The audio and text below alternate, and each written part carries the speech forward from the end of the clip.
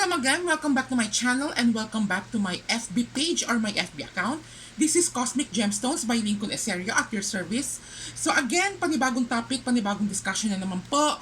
Mabilisan lang po ito kasi may mga iilan lang naman nagtatanong sa akin regarding po sa Pia bracelet at nakita niyo rin po yung title. But before I start my explanation, before I start my discussion, gusto ko muna magpasalamat doon sa mga bumili na po sa akin ng mga iba't ibang klaseng Lucky Charms, which is mahahanap po sa aking nag-iisang online Lucky Charm store, ang aking Cosmic Gemstones sa aking FB page. So, nandoon na po lahat ng mga iba't ibang klaseng Lucky Charm, particularly yung mga Pia bracelet, yung mga Sutra ring, mga Pia ring, money catcher ring, at kung ano-ano pang mga iba't ibang klaseng mga pampaswerte at yung mga Lucky Charm na pang display. So, mag-scroll na lang po kayo doon sa aking FB page at mag-PM lamang po kayo if interested po kayo, kung meron kayong gustong i-inquire regarding sa price, or meron kayong gustong itanong kung ano ba yung nababagay po Lucky Charm bracelet na naaayon sa inyong birthday at sa inyong zodiac, Chinese zodiac sign. So without further ado, let's start our topic for today. So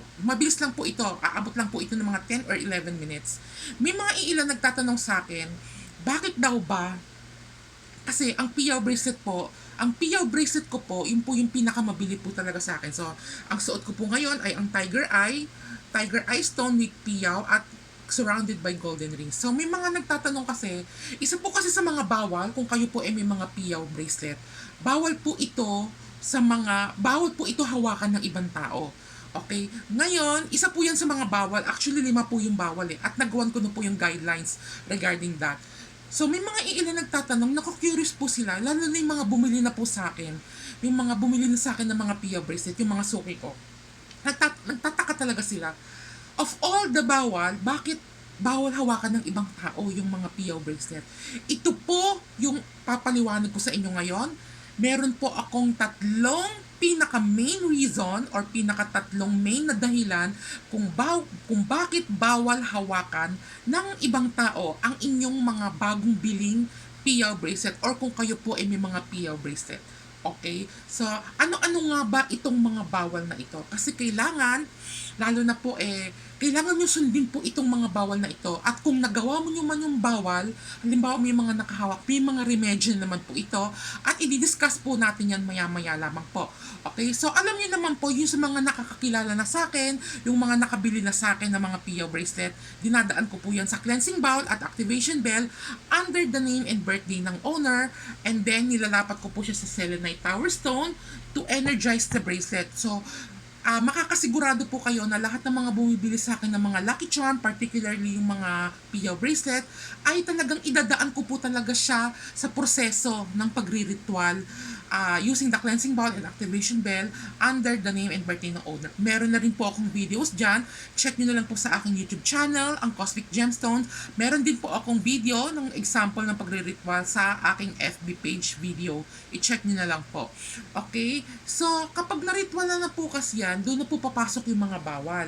Okay? At isa sa mga bawal po, talagang pinagbabawal yung bawal hawakan ng ibang tao. Bakit? Bakit kanyo bawal? Ito po yung tatlong main reason. Okay? Papaliwanag ko sa inyo. Intindihin nyo ng mabuti, lalong-lalo na kung kayo po ay may mga Pia bracelet. Number 1 reason is kasi ang tao po, tayo pong tao, nakakapag-absorb po tayo. Nakakapaghigop po tayo ng mga negative energy. Kaya yung ibang tao talaga, malakas ang negative effect niya sa katawan niya. Malakas makapag-absorb ang tao or nakakapag-absorb ng tao ng mga kamalasan at negative energy. Isa po yan sa dahilan kung bakit bawal hawakan. Halimbawa, itong piyaw ko, may humawak po dyan ng ibang tao at yung taong yon talagang meron siyang na-absorb na negative energy. Ang tendency po, yung malas or yung negative energy doon sa taong yun, pwedeng masalo ng piyaw.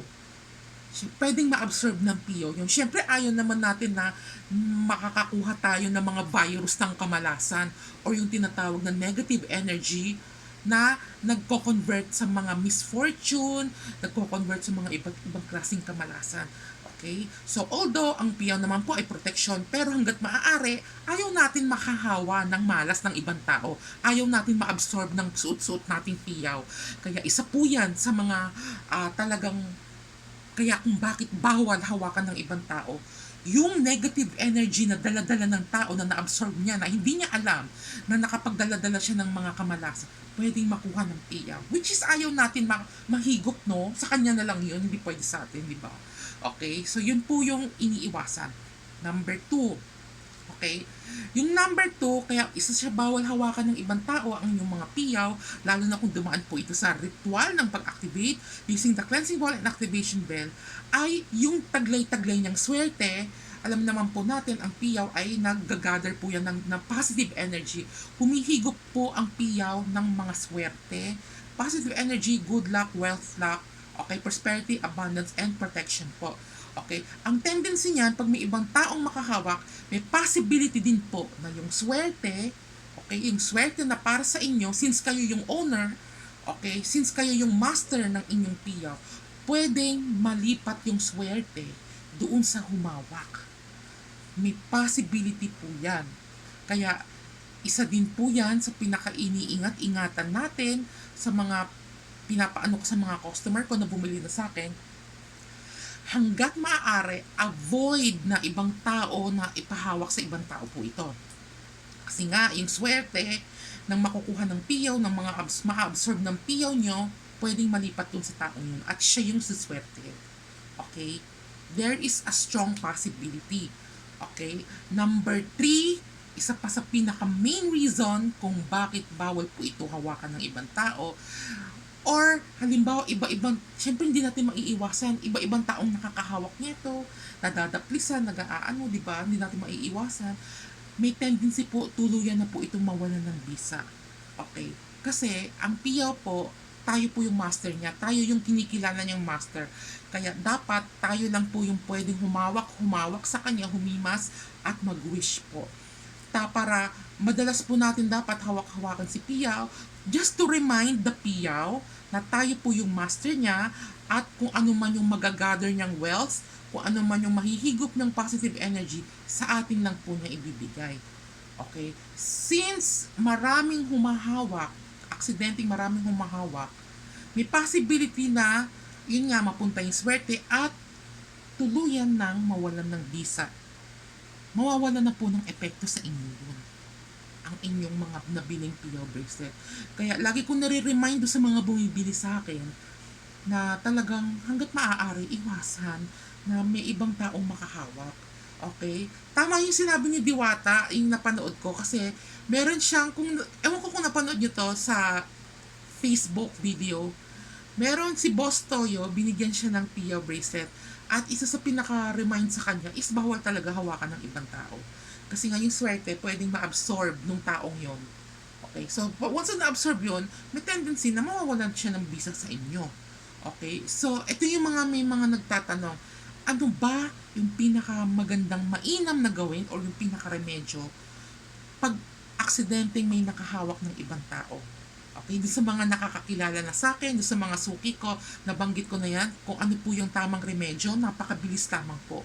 Kung kayo po ay may malinis na tela, malinis na tissue, okay, hindi pa pinupuna sa muka, malinis na damit, malinis na tela, na tissue, na bimpo, pwede nyo pong punasan ng punasan ng punasan ng punasan. Kailangan punasan nyo ng punasan ng punasan ng punasan to make it sure na yung fingerprint ng nakahawak nyo o kung ano man yung fingerprint na mag-gather niya, kailangan mawala. Kailangan, halimbawa, may ibang tao nakahawak niya, kailangan punasan. Punasan ng punasan hanggang sa mawala yung fingerprint. Okay? Kung may malinis naman po kayong damit, pwede naman po, halimbawa, ganyan, malinis naman po yung damit, okay lang din yan. Punasan nyo lang ng punasan to make it sure, kailangan walang maiwan ng bakas ng fingerprint kung sino man yung taong nakahawak na yun. Kasi may possibility, yung sa tatlong nabanggit ko, ay mangyari po dun sa kanila. At tuluyan ng mawalan ng bisa, mawalan ng saysay ang inyong mga bracelet. Kasi ang mga piyaw bracelet po, hindi po siya ordinary charm bracelet. Meron po siyang taglay na swerte. Okay? Hindi siya ordinary bracelet. Kaya kailangan pag-ingatan nyo po ang inyong mga Lucky Charm bracelet, particularly ang mga piyaw, kasi of all the Lucky Charm bracelet, ang piyaw lamang po yung medyo maselan. Pero, carry naman, nakakaya naman, kasi ako naman na nagagawa ko naman siya alagaan. Kailangan lang talaga alagaan nyo. Tapos, hihimas-himasin nyo siya, bubulong-bulong. Pwede kayo magbulong-bulong sa kanya. Pwede kayo mag-wish. Kung ano man yung gusto nyong mangyari sa buhay. Pwede po. Kasi ang piyaw po, uulitin ko, ang piyaw ay wealth lock. Money attracting magnet ang piyaw. Money catcher po talaga. Pag sinabing piyaw, pera po talaga. Naghihigop siya ng swerte, lalo na pagdating sa kaperahan. At protection din po siya sa mga malas, sa mga aksidente, sa mga sakit, at sa kung ano-ano pang mga hindi magagandang pangyayari o balita. So, money, wealth, good luck, at protection din po ito. Okay, so sana naging malinaw po ito sa inyo. Itong video na to ay gagawing reference o gabay doon sa mga bumili na po ng mga PO bracelet, particularly sa akin po. Lalong-lalo na kung dumaan po ito sa ritual ng pag-activate. Kasi pag dumaan po ito sa cleansing ball at activation bell, under your name and birthday, so doon na po magsisimula yung effectiveness niya. So pag sinabi, doon na siya magsisimula yung visa niya, doon na rin papasok po yung mga bawal. Pero kung hindi naman po dumaan sa ritual ng pag-activate, halimbawa sa iba nyo binili, kasi sa mga Shopee at Lazada, alam naman po natin, hindi talaga yung dinadaan sa cleansing bowl at activation bell under the name and birthday ng owner. At hindi rin po siya nilalapat sa selenite tower stone to energize the bracelet. So, therefore, pag hindi siya dumaan sa ritual, lagi ko itong inuulit sa inyo, wala po siyang bisa. Kapag sinabing walang bisa at hindi na ritualan, therefore, kahit hindi nyo nasundin yung mga bawal. Kasi, in the first place, umpisa pa lang ay wala na itong visa. Kasi nga, hindi siya dumaan sa ritual ng pag-activate using the cleansing bowl and activation bell under your name and birthday. So, sana naging malinaw po itong video na to para dun sa mga may mga PO bracelet na, sa mga nagbabalak ng mga bumili ng PO bracelet, at available na po, ang dami ko pong mga PO bracelet. I have 52 designs of PO bracelet. Lahat po yan ay money catcher. Nagkakataon lang nga, iba-iba po yung design niya. Pero the benefits is almost the same. Okay, so yun lamang po. Sana naging malinaw po ito sa inyo. Kung kayo po ay interested sa mga PO bracelet, tamang forum po ay sa Cosmic Gemstone sa aking FB page. Nandoon na po lahat. Mag-PM na lamang po kayo if you really want to know the price of each bracelet, mga PO bracelet, at kung ano-ano pang mga iba't ibang klaseng lucky charm design. Again, thank you so much dun sa mga nagtiwala sa akin, dun sa mga bumili na sa akin. Thank you from the bottom of my heart. Okay, dun sa mga bibili, mag-PM lamang po kayo, or you can call me or text me at 0923-416-5082. So again, maraming salamat, and kung may mga tanong pa kayo, mag-PM lamang po kayo sa akin. At sasagutin ko po yan sa abot ng aking makakaya. Again, thank you so much, and God bless. Mag-PM lamang po. Huwag po kayong mahiya. Andyan na po lahat ng items ko sa aking FB page. I have lots and lots and lots of items ng mga Lucky Charm. Okay, thank you and God bless. Bye.